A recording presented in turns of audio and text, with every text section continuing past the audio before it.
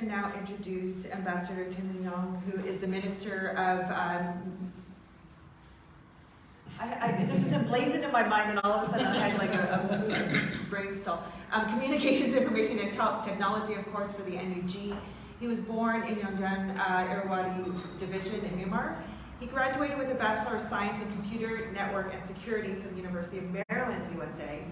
He joined the Yangon Institute of Technology in 1995 and took part in the student movements in 1996 and 1998 during his university years at the YIT.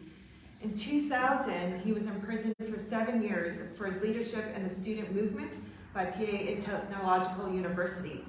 After he was released from prison, he founded the English Language School, the Computer Training School, and Internet Training Center in Yangon, and gave training to a new generation of students and grassroots organizations, of course, free of charge. In 2007, he was invited by the U.S. State Department for the International Visitors Leadership Program. He then took part in the Saffron Revolution in 2007 and went into hiding to avoid arrest by the junta. He eventually moved to the United States in 2008. On 22nd of February 2021, he was appointed as the international representative of the CRPH and is now serving as a union minister of the Ministry of Communications, Information, and Technology. Minister, thank you for joining us.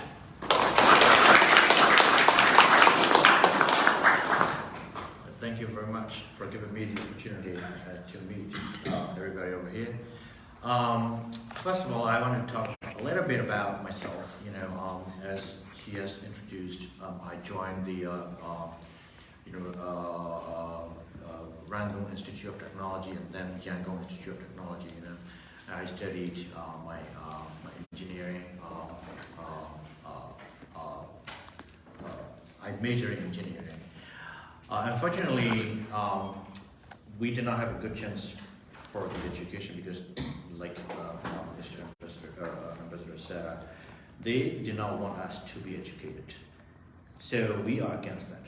We want education because we believe education is very important and crucial and critical in building a nation. So our country do need education, very good education, quality education, free education, meaning freedom of education. We are all restricted under the military regime for many years, since 1962, the military coup. And it has been 3 decades so far now. In 62, in 88, in 96, you name it. Almost every year we have been, students are against the military regime because we cannot accept it. We cannot make them ruling the country and making the fall of the country to, all the way to the deep. So we cannot take it. We cannot accept it. So that's why students are always on the front line. Students are always against the military regime all the time.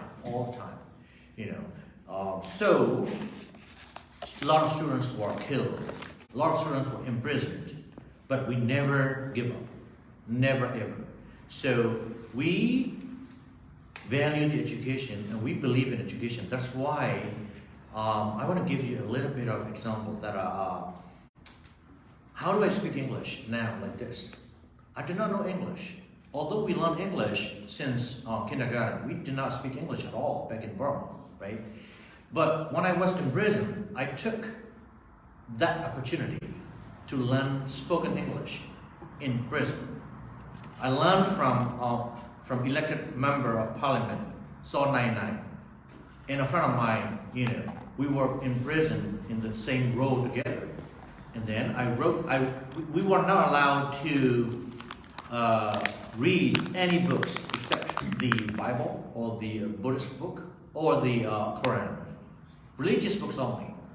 So I read the Bible, I read the Quran, I read the Buddhist books in English. Whenever I have some kind of vocabularies I don't know, I ask to them. I asked to Usaw 99, who was the elected member of the parliament in 1990 election, and he was well educated. He speaks English very well, so I learned from him. So that way I studied, and then also I wrote down the vocabularies on the floor, concrete floor, using a piece of brick as a chalk. And we have to erase it before the jailer came in to check in every morning at 7 o'clock. We erase it every day. So that is the way how we eager to learn English and then to get education, to gain more of the education around the world. So my understanding is that if I learn English, I can explore the world. I can explore more. I can contribute more to the people, to the students, to the new generations, and to our country. That is what I believe. That's why I learned English again and again and again. I became the teacher, and I founded English school and technology schools, and that is the basic of I believe, building a nation. That was in 2004, 2005 time. So that was under the regime. We are steadily training new generation students and student union members in my schools. So that is how I participated, how I involved in this kind of revolution. When I was in prison, I was the very first time I took part in the revolution is in 1996, when I was 18, 19 years old. So when I was in prison, I was only 22. So I was Gen Z. Now, Gen Z nowadays are taking our roles. And we are going to finish this revolution by winning and removing this regime from the political positions and taking the power of the people. We do need it. So we have to continue. We have to end this revolution by removing them from our stage, from our political stage. So that is very important. As long as they are there, we will not getting any education. We will not be getting any kind of humanitarian services. We will not be getting any kind of health care. We will not be living as a human being in Burma. We will be always living under the pressure of the regime. So we cannot take it. Everybody will agree, I believe. So we need to end this. That is why we are doing this. We have been promoting, we have been passing our information, we have been talking to the people around the world, including the Burmese diasporas. So that is very important. That is why please support us and please suggest us and please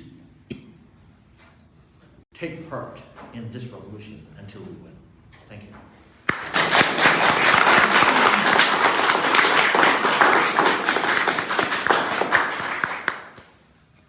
Thank you so much, Minister. This reminds me of a quote that I often pull out from Martin Luther King, which says, "Injustice anywhere is a threat to justice everywhere." Yes. We are caught in an inescapable network of mutuality, tied in a single garment of destiny. Whatever affects one directly affects all indirectly. And I really hope that's the message that we all have and hold and remember moving forward, because sometimes that gets forgotten. And I think those connections really connect us here in the room today in various different facets.